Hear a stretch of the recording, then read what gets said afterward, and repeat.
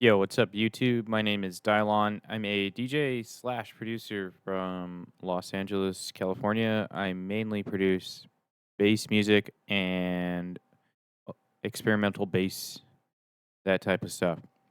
So I'd like to show you today how I start 90 to 95% of my tracks. All right, let's just hop into a project and see what we can cook up. I'm just going to pull up a kick.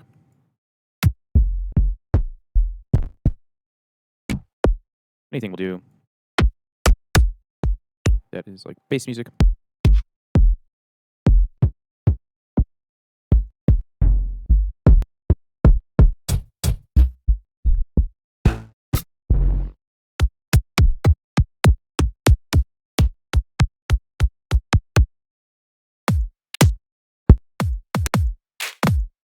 That's okay. It's kind of dubsteppy, very dubsteppy, rather. But we'll see what we can do with this. So we got a kick. Let's go for a snare at first. These are kind of old. These are really affected.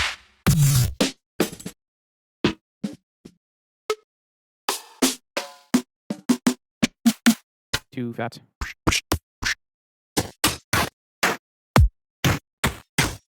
Too weird. When it comes to bass music, a lot of stuff can be pretty open-ended, but keep your mind open, but maybe not too open, you know. And for our 140, it just happens to be my default. I'll go with a side stick.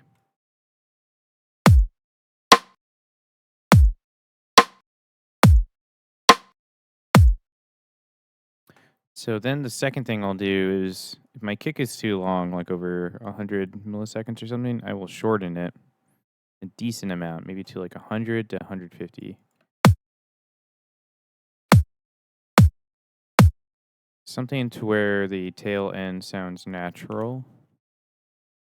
Let's duplicate that.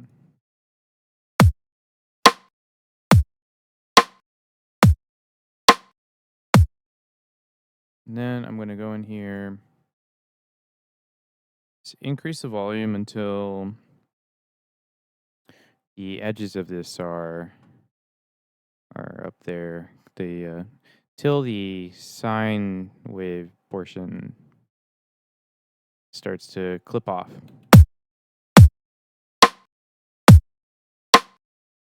And then I might do the same thing with the snare here. Just to like maximize the sound. And then I'll shave off anything I don't want with a clipper. So we get V clip. G clip is a good one. Ableton Saturator is good too. There shouldn't be too much difference sonically.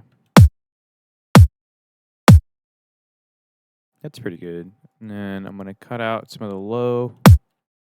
There's not much low end, but I still might. I don't want to affect the phase too much. If you start hard cutting, it'll affect the phase, so maybe I'll just leave it. But on the snare, if I affect the phase a little bit, that's okay. Because it's mostly high-end information, so you can get away with cutting a little bit more. So then the second thing I'll do is get my Subbase here. I can just get operator or something. Let's turn this up. Got -6 for some reason. Can't go to 0. I'm not sure why. It gives it a little bit of headroom, I assume. So -6 is really 0. And then with Subbase, you always want to have one voice for the most part, re-trigger, so it starts at the same phase.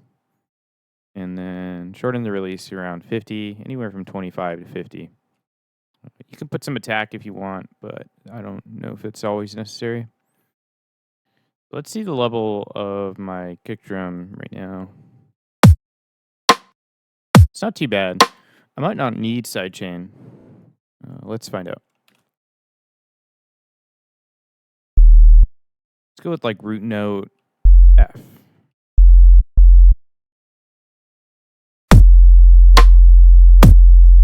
You can hear some audible distortion there.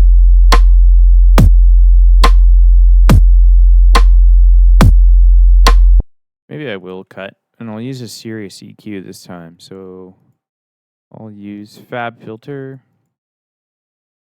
Fab Filter will be a little bit more surgical than EQ8.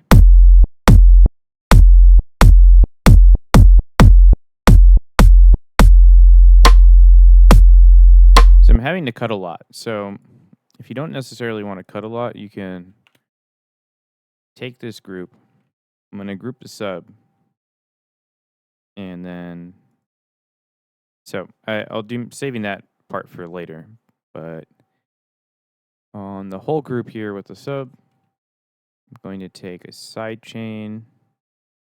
I have a go-to sidechain these days called M Audio. It's like an M Audio, GM Audio Ducker. And what this is going to do is just duck super hard. So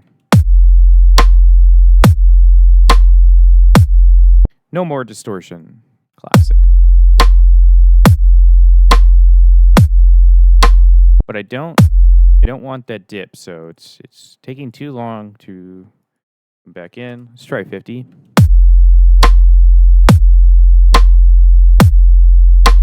Still a little bit too long. There's a little bit of phase.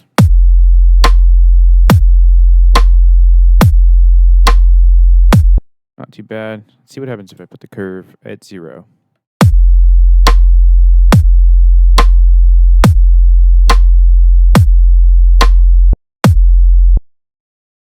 Obviously, that sub is at a level that is super loud.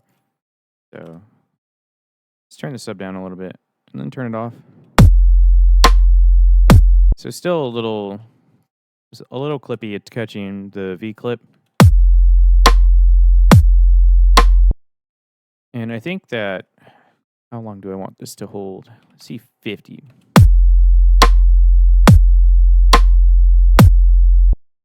See what it looks like without.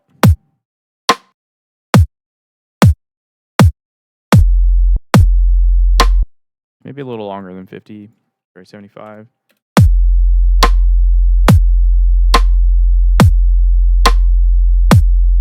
And I don't want it to be changing the phase too much, so maybe 85 here.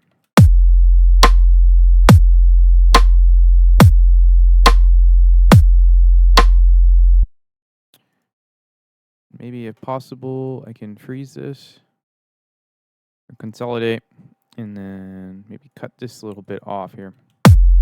Yeah. Redo that. Let's try it one more time.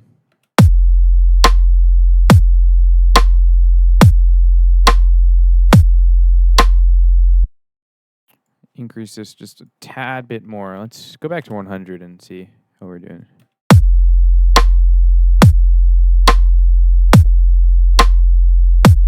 Cool. So now it's the same every time. And it doesn't have to be perfect. It can be very close to perfect as far as I'm concerned. And that is close to perfect. And that is pretty much a very core essential part of how I start most of my tracks. I don't think there's much more to that. But if you can get this foundation done at the beginning, then at this point you can kind of go ahead and do the rest of your track. The most important part for me is normally just getting the sidechain right, making sure it's not cutting into the sub too much with the kick. And then same thing with the snare. The louder I push it, sometimes I'll start to sidechain everything from the snare or clap. But if it's not necessary and I don't hear it distorting too much, I'll usually try and leave the snare as is.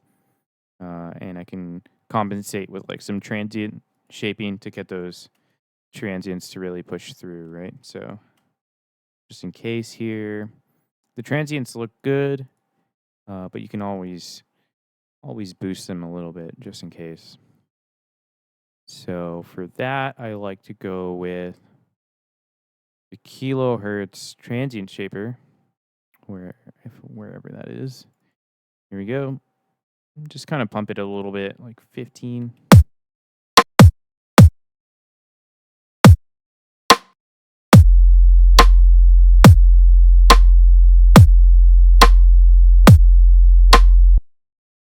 So yeah, if you don't necessarily like how your snare is interacting with your sub bass, you can sidechain that too. As long as you keep most of the settings the same here, it should sound relatively okay. Let's see. What you don't want is a large duck. So let's go with the default setting and see how it goes. There we go. Hold that for 50.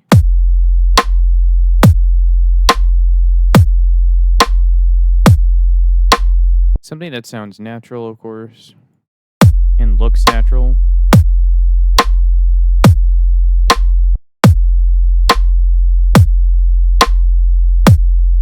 Yeah, that's not too bad. I think you can usually dial it in a little bit more when it comes to the snares, or like hold back on the amount a little bit.